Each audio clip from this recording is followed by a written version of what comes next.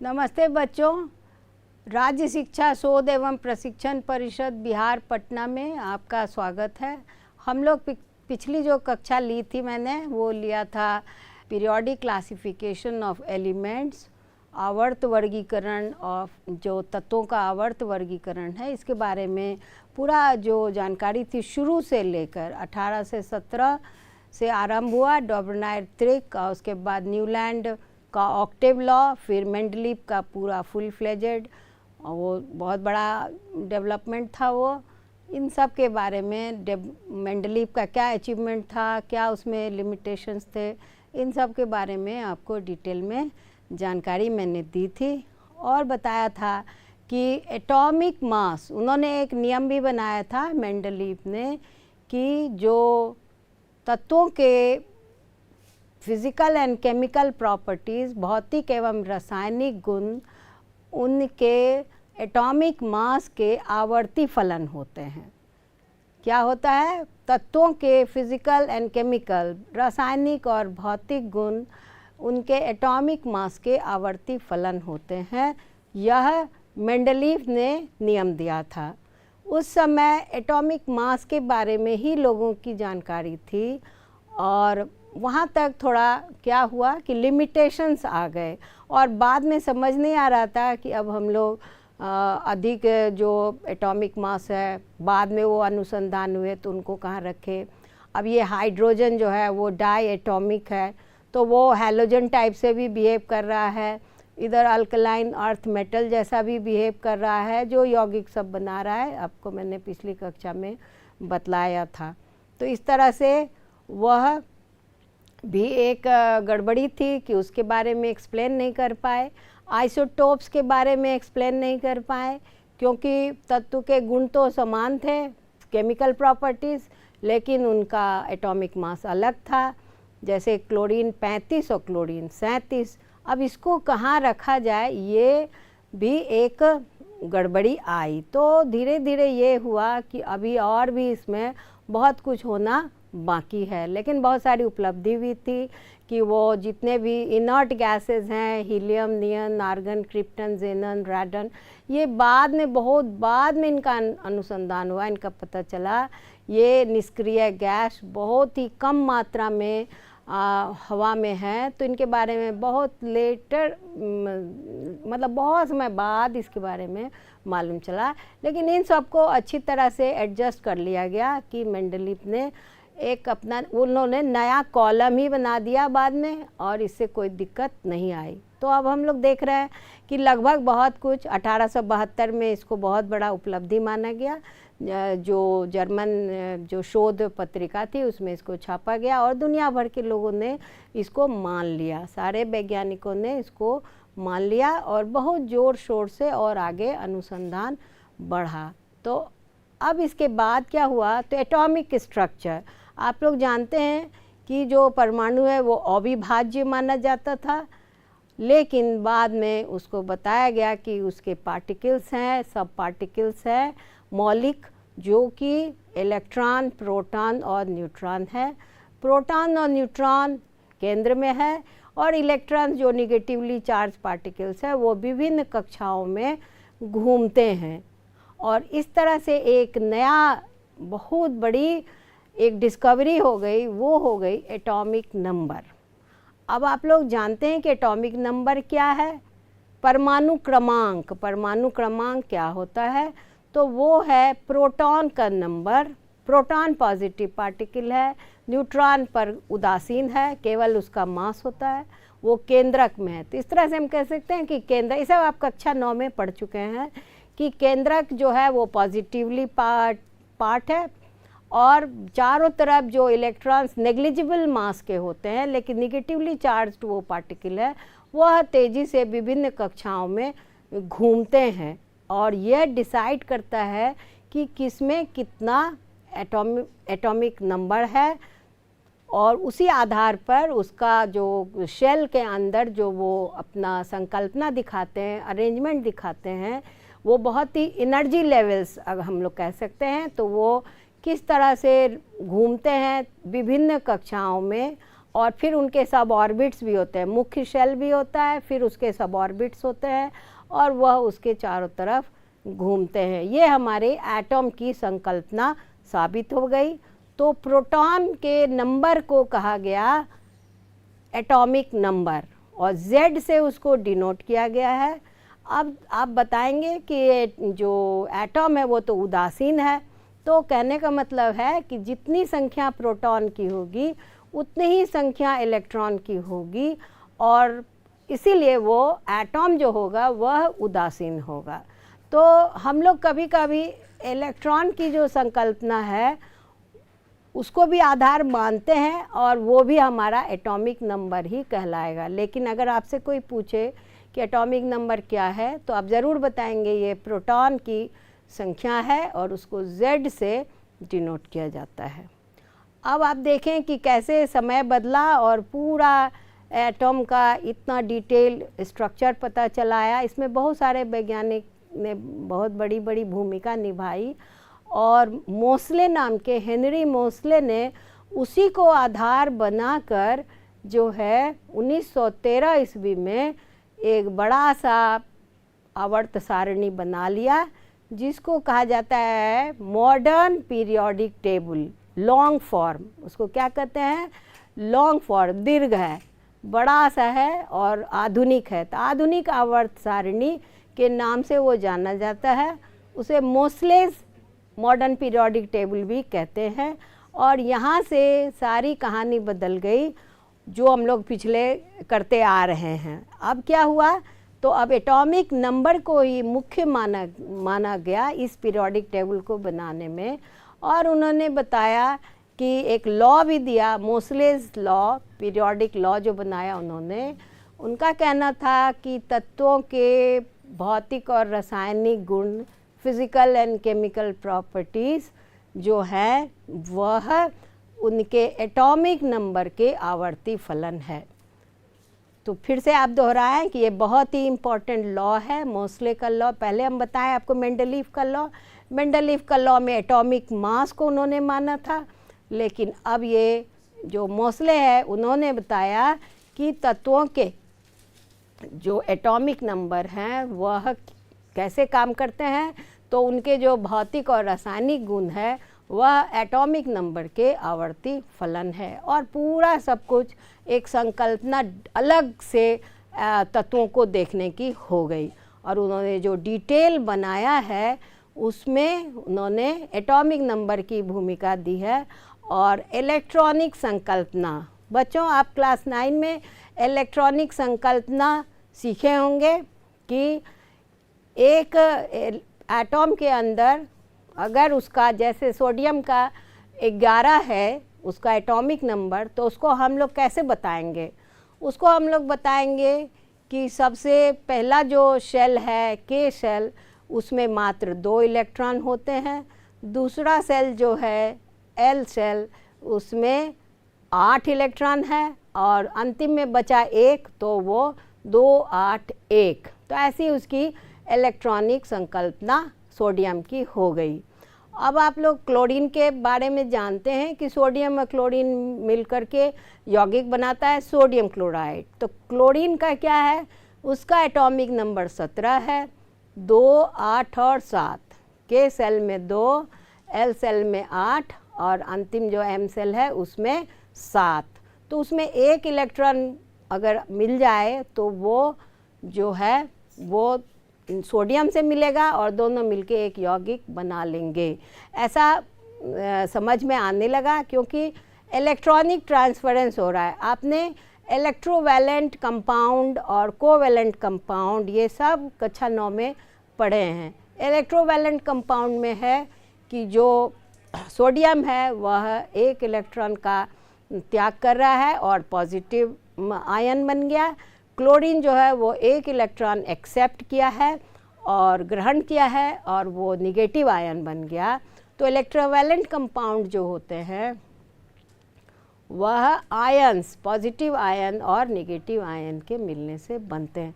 तो यहाँ हम देख रहे हैं कि कैसे ट्रांसफरेंस ऑफ इलेक्ट्रॉन्स होता है और किस प्रकार से आउटर मोस्ट जो ऑर्बिट होगा उसमें जो इलेक्ट्रॉन की संख्या होगी वो वैलेंस इलेक्ट्रॉन होगी और उसी आधार पर ये कंपाउंड का निर्माण हो रहा है। ये सब आप सभी ये सब बातें आप 9 में पढ़ें। अब यहाँ उसी को हम आधार बनाकर अब हम लोग ये long form of periodic table को सीखने जा रहे हैं। तो आइए बच्चों, अब हम मोसले का जो है आधुनिक आवर्त सारणी लॉन्ग फॉर्म पढ़ेंगे। अब ये टेबल आप देखें, आपकी किताब में भी ये टेबल बनाई हुई है। अब इसको आप ध्यान से गौर से देखेंगे तो देखेंगे कि जो उदग्र जो है कॉलम जिसको कहते हैं वर्टिकल, वो 18 ठो है। आप ध्यान से गिनिएगा, इसमें गिनती भी किया हुआ है 1 2 3 4 5 6 7 8 9 10 11 12, इधर 13 14 15 16 17 और 18। तो 18 कॉलम है, 18 कॉलम है और जो उदग्र है वर्टिकल है और पीरियड जो है वह क्षैतिज हैं। वो क्या है? क्षैतिज हैं और वो 7 हैं। कितने हैं? 7 हैं। अब इसी पर हम लोग समझेंगे कि इलेक्ट्रॉनिक संकल्पना का इससे क्या रिलेशनशिप है, ये हम लोग सीखेंगे। तो अभी पहले आप देखें कि बाएं तरफ जो ग्रुप 1 है और 2 है वो दोनों एल्कलाइन अर्थ मेटल कहलाते हैं। एल्कलाइन अर्थ मेटल का मतलब होता है कि जो पृथ्वी का जो ऊपर का जो भूपर्पटी है उसी में वो बहुत ज़्यादा मिलता है और बहुत तेज रिएक्शन करने की क्षमता रखता है। इसे कहते हैं एल्कलाइन अर्थ मेटल। इसके बारे में आप लोग बाद में पढ़ेंगे। तो इधर बाएं तरफ आप ध्यान से देखिए ग्रुप 1 और 2।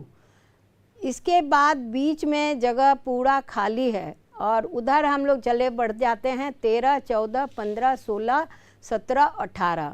उसमें हम लोग देखते हैं कि नॉन मेटल्स हैं, इसमें गैस है और इसमें लिक्विड भी है जो एक ब्रोमीन है जो ओनली लिक्विड है एक। अब हम लोग इसमें देखेंगे कि कुछ मेटलॉइड्स हैं। आप ध्यान से देखिए तो पिंक कलर जो किया हुआ है, इधर सारे मेटल्स को ग्रीन किया हुआ है, उधर पीला किया हुआ है नॉन मेटल्स को। उसमें सब तरह के सॉलिड लिक्विड गैस तीनों होंगे, लेकिन मेटल्स आप लोग जानते हैं कि वो हमेशा सॉलिड ही होंगे। केवल मरकरी एक अपवाद है जो भारी धातु होते हुए भी वह द्रव अवस्था में भी पाया जाता है। तो इस साइड में आप आइए, राइट में जाइए तो आप देख रहे हैं गुलाबी रंग। गुलाबी रंग देखिए तो वो क्या है? वो मेटलॉइड है, उपधातु है जो boron, silicon, arsenic, tellurium, polonium, germanium, ये सब आप लाइन से देखें। ये पिंक कलर में है, जिगजैग वे में है। आप इसको ध्यान से सीख लें। ये मेटलॉइड्स है, उपधातु है। दोनों की मेटल की भी प्रॉपर्टी और थोड़ी नॉन मेटल की भी प्रॉपर्टी इसमें दिखती है और ये आजकल बहुत ही मुख्य रोल अदा कर रहे हैं। ये है सेमीकंडक्टर्स और सेमीकंडक्टर्स जो है उससे आज जितना भी डिजिटल वर्ल्ड है जो हम लोग देखते हैं, टीवी है, लैपटॉप है, जो भी चीज़ है चारों तरफ, गाड़ी है, सब चीज़ में ये टेक्नोलॉजी यूज की जा रही है। तो आज के तारीख में ये सब आपके लिए बहुत महत्व की चीज़ें हैं। बाद में आप इसके बारे में और भी सीखेंगे। अब हम देख रहे हैं कि बायां से दायां जा रहे हैं तो बायां में सारे ग्रीन जो हैं वो सब मेटल्स हैं, बीच में भारी धातुएं हैं और फिर धीरे धीरे जब हम दाहिने जाते हैं तो वह मेटलॉइड्स और फिर नॉन मेटल्स और गैस और जीरो जो है 18वां नंबर जो निष्क्रिय गैसेस है, हीलियम, नियन, क्रिप्टन, जेनन और राडन। तो ये है, इस तरह से इसकी तैयारी है। लेकिन आप यहाँ देखेंगे कि ये 18 कॉलम है, लेकिन ग्रुप जो होता है असल में वो होता है 16 ग्रुप। तो 16 ग्रुप का क्या मतलब हुआ? 1A, 2A, 3A, 4A, 5A, 6A, 7A, 8A, ये सब का नाम है A। मेंडलीफ वाले में भी आप थोड़ा बहुत हल्का उसको आप देखे होंगे। इसके बाद है बी, तो ये कितना हो गया, 8 हो गया।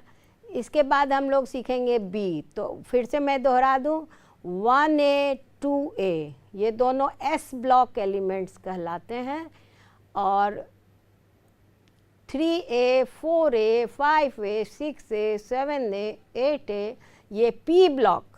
अब SPDF हल्का तो आपको जानकारी दिया ही गया है, तो ये पी ब्लॉक है जिसमें 6 आप देख रहे हैं, 3A 4A 5A 6A 7A 8A 6, तो इधर है 2 और उधर है 6, तो 8 हो गया। तो ये ए ग्रुप वाले ग्रुप बनाया गया, तो उसका नाम रखा गया ए, सब में ए लिखा गया। फिर दूसरा ग्रुप जो बनाया उसमें बी लिखा, क्या लिखा, बी। वो तीसरे आवर्त से तो शुरू ही होता है, 3B 4B 5B 6B 7B 8B में 2 और कॉलम एक्स्ट्रा जोड़ दिया है, क्योंकि एक जैसे ही है वो धातुएं, जैसे आयरन कोबाल्ट निकल, तो उनको एक साथ 8B में रख दिया, और उसके बाद 1B और 2B, तो कुल मिला के ये कॉलम तो 10 हो गया, लेकिन ग्रुप जो है बी ग्रुप वो 8 ही हुआ।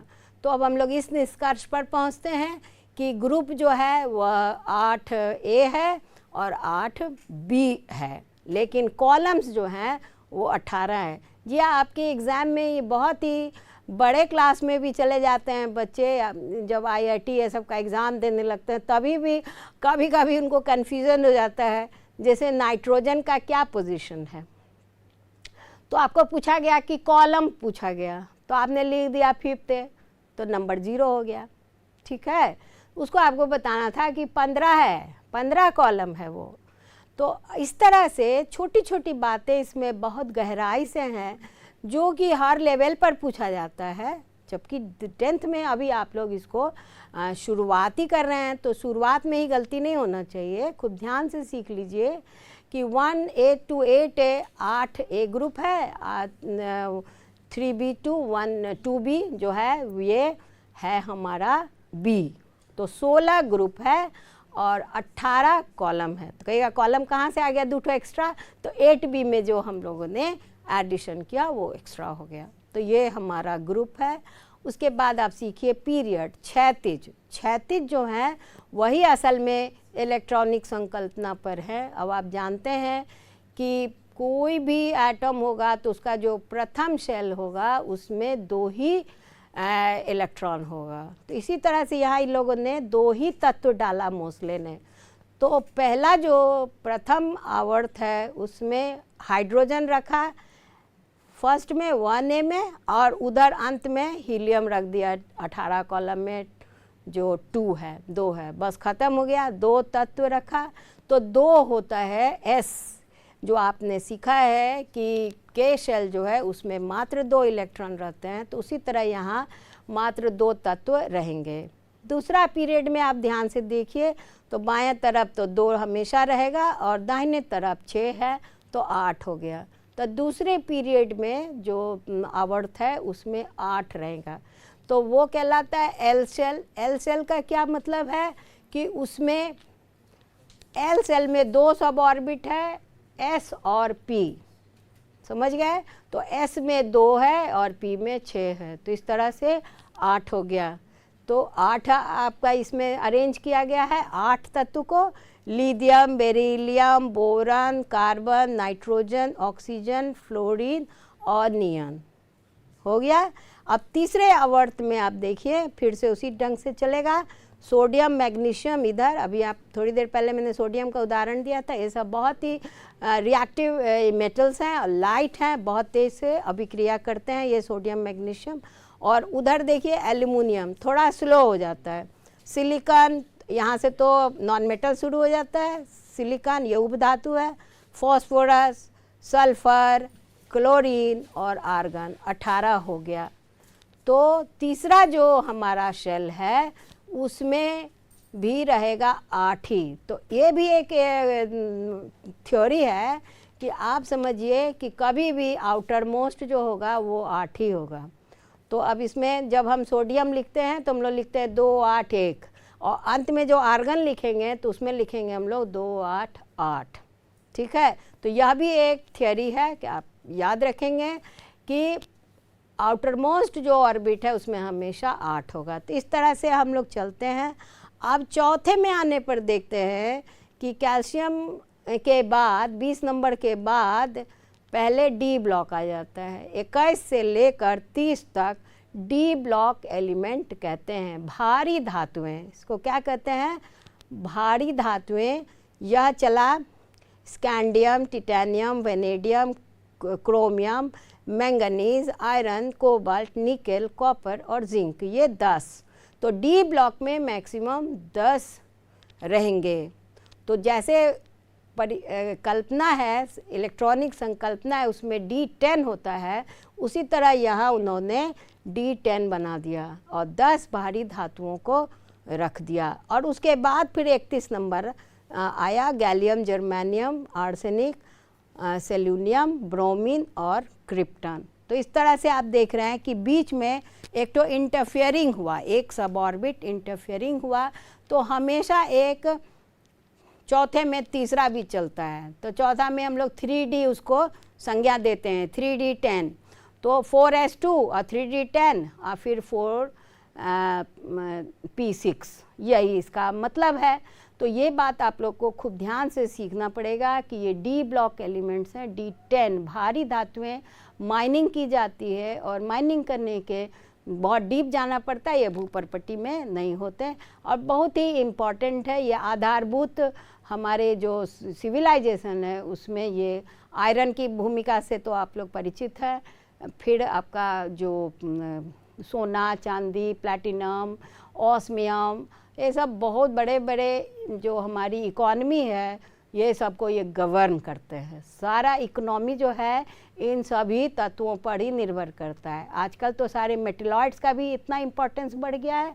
तो जो जो आप अनुसंधान करते जाएंगे, तो आप बच्चे हैं, अभी किशोरावस्था में हैं, अभी आपको ये सब के बारे में बहुत उत्सुकता होनी चाहिए और आप लोग को इसके बारे में ज़्यादा से ज़्यादा सीखने की, नया नया चीज़ पढ़ने की, ये सब की जानकारी हासिल करना चाहिए। तो आपको आगे 11 में जाएंगे तो आपको बहुत ही अच्छा लगेगा पीरियोडिक टेबल को पढ़ने में, आपको जरी भी कठिनाई नहीं होगी। ऐसे लोग पीरियोडिक टेबल देख के डर जाते हैं बच्चे। तो 10th क्लास में अगर इस तरह से आप सीख जाएंगे तो फिर कोई दिक्कत नहीं आएगी। अब है इसके बाद आपका 5th आया और 6th आया। 6th में एक बहुत इम्पॉर्टेंट घटना घट गई। 3B में लैंथेनाइड सीरीज आ गया, जो कि 14 ठो इंटरफेयरिंग उसमें एलिमेंट है। तो 14 1 15 हो गया। तो लैंथेनाइड जो है वो 57 से 71 है, जो रेयर अर्थ मेटल है, बहुत ही रेयर वो मिलते हैं। लेकिन वो F ब्लॉक है, वो इंटरफेयरिंग है डी ब्लॉक में अंदर में। उसके बाद 7th पीरियड में भी वो तीसरे जो 3B है उसमें वो एक्टिनाइड है। आप अपना पीरियोडिक टेबल ध्यान से देखें तो नीचे में आप देखेंगे कि अलग से लैंथेनाइड सीरीज़ और एक्टिनाइड सीरीज़ बना हुआ है। वो सारे जो तत्व हैं उनकी इतने मतलब क्लोज उन लोग के बीच में मतलब प्रॉपर्टीज़ में है कि उसको एक साथ ही रख दिया गया है। और फिर 7th में का अंत तक आज हो गया है, 118 तक की जानकारी है। ऐसे आप लोग को कम से कम जो है ये एक्टिनाइड क्या है 89 से 103, तो कम से कम 108 तत्वों के बारे में तो आप लोग को अच्छे से जानकारी होनी चाहिए। बाकी डिस्कवरी हुआ तो ये आपके जनरल नॉलेज के लिए है, कभी 3-4 साल पहले ही 18 तक 4 ठो और तत्वों की जानकारी मिली है। तो इस तरह से ये रोज़ का रोज़ जो है इसमें अनुसंधान चलता रहता है। मेटल नॉन मेटल ऐसी चीज़ है कि इसके बारे में आप जितना जानने का कोशिश करेंगे, जितना सीखने का कोशिश करेंगे, और भी नई नई बातें आपको सीखने को मिलेगी। तो हम लोग सम अप करें इसको कि हमारा पहला दूसरा जो ग्रुप है वो S ब्लॉक है, और इधर जो P6 है वो है इधर लेफ़्ट से राइट में हम लोग जा रहे हैं तो वहाँ वो है, और बीच में D ब्लॉक है, और उसी में 6th पीरियड में और 7th पीरियड में 3B में वो इंटरफेयरिंग है लैंथेनाइड सीरीज़ और एक्टिनाइड सीरीज़। लैंथेनाइड सीरीज़ है 59 से 71 और ये है आपका 89 से 103। इस तरह से ये आपको इलेक्ट्रॉनिक संकल्पना पर पूरा ही अरेंज्ड है, ये आपको सीखना पड़ेगा। अब एक इम्पॉर्टेंट बात है ये ज़ीरो ग्रुप। ज़ीरो ग्रुप को आप समझिए कि वो है लास्ट जो 18 कॉलम है या 8th ए उसको कहा जाता है, उसको ज़ीरो ग्रुप से भी हम लोग नाम उसका रखे हुए हैं। वो क्योंकि वैलेंसी के आधार पर उसका ऑक्टेट पूरा है, तो इसीलिए उसका ज़ीरो वैलेंसी है, तो उसको हम लोग ज़ीरो ग्रुप कहते हैं।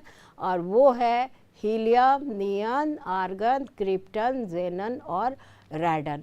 इसका अगर संकल्पना आप लिख लेंगे तो बायां और दायां, आगे उससे कौन हुआ और पीछे उससे कौन हुआ, और उस तरह से आप बहुत आसानी से इस पीरियोडिक टेबल को याद कर सकते हैं। ये बहुत इम्पॉर्टेंट है।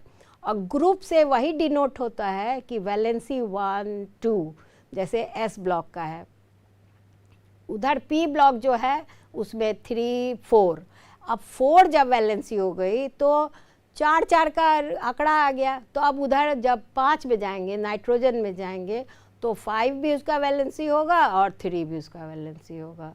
और ऑक्सीजन में देखते हैं तो 6 भी वैलेंसी हो सकता है और 2 वैलेंसी हो सकता है।